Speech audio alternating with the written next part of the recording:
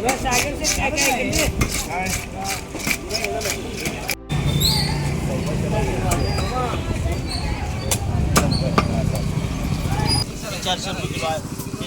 हे घेतला वैचुडा घेतला ते 500 किलो आहे. वैचुडा हे घेतला 400 रुपये. कटला घाल काय हे कटला रोज चांगला आहे. कोणता पैसा सांगा जास्त. मुरगुडच्या आठवडी बाजारात सध्या एक वेगळं चित्र पाहायला मिळतंय, कारण इथे सुरू आहे ताज्या माशांसाठी अक्षरशः धावपळ.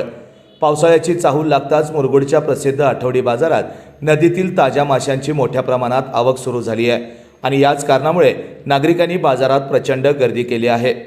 मरळ, पानगे, रोहू, कटला, ओमटी यासारख्या विविध जातींचे मासे मोठ्या प्रमाणात विक्रीसाठी उपलब्ध आहेत. विशेष म्हणजे काही मासे तब्बल 10 ते 30 किलो वजनाचे असल्याने ग्राहकांमध्ये त्यांची मोठी मागणी आहे. इतके मोठे आणि ताजे मासे पाहून खवय्ये अक्षरशः आकर्षित होत आहेत. ग्रामीण भागातील नागरिक या माशांना विशेष पसंती देताना दिसत आहेत. दराबद्दल बोलायचं झालं तर माशांचे दर सध्या 250 ते 700 रुपये प्रति किलो दरम्यान आहेत. मोठ्या आणि दर्जेदार माशांना मात्र अधिक भाव मिळतोय. फक्त मासेच नाहीत तर नदीतील ताज्या खेकड्यांनाही ग्राहकांकडून मोठी मागणी होत आहे.